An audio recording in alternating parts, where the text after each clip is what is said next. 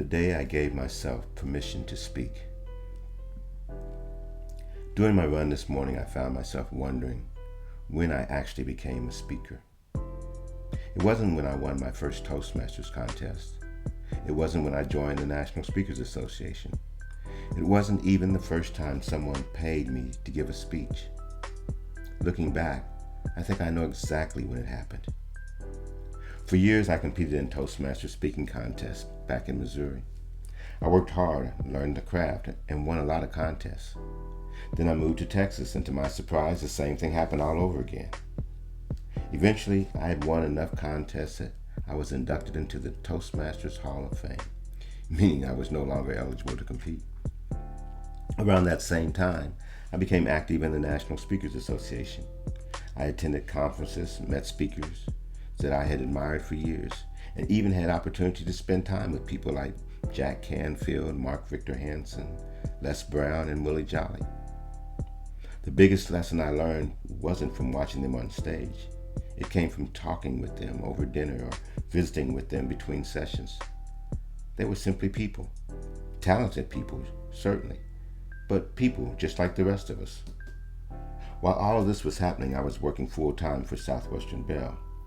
Like many large companies, they occasionally brought in outside motivational speakers for management meetings and employee events.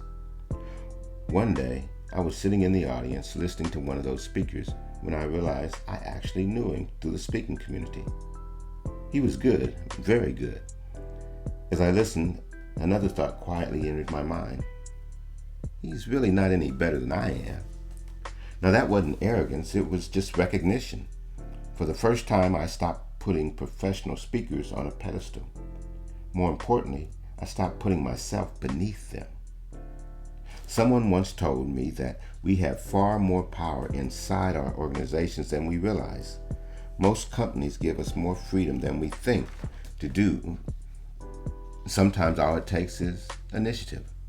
Occasionally, it even means that we have to ask for forgiveness later instead of waiting forever for permission. That idea stayed with me. Instead of thinking of myself as an employee who happened to enjoy public speaking, I began thinking of myself as a speaker who happened to work for Southwestern Bell. My job hadn't changed, but my identity had. Once that happened, I started looking for opportunities that had always been there. I began creating presentations on topics I cared about: leadership, attitude, personal growth.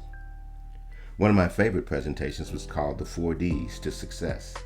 The idea was simple: decide what you want, declare it by setting goals and sharing your commitment, do the work required to make it happen, then delight in your accomplishments before beginning the process all over again. I wasn't assigned to teach those ideas. My manager didn't tell me to develop them, and there wasn't a corporate program waiting for me to join. I simply believed they could help people, so I offered to share them with employee groups, departments, and organizations throughout the company. One invitation led to another. A department manager would hear the presentation and recommend it to someone else. Soon I was speaking during lunch and learn sessions, departmental meetings, leadership gatherings, and employee events. As long as I fulfilled my regular responsibilities, no one objected. In fact, people appreciated it because the presentations encouraged employees and gave them practical ideas that they could use. Looking back, I realized I wasn't waiting for an opportunity anymore. I was creating opportunities. That lesson has stayed with me ever since. I've written books, served in leadership positions, led organizations, and now spend much of my time telling stories. None of that began because someone officially appointed me to be a speaker.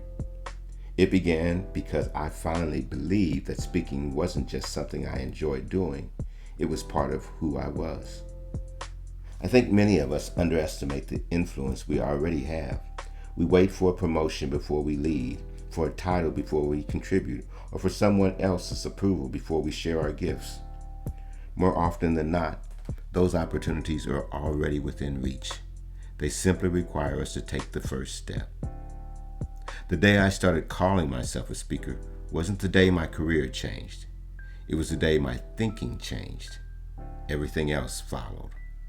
Hey, that's my story for today, and I'm sticking with it.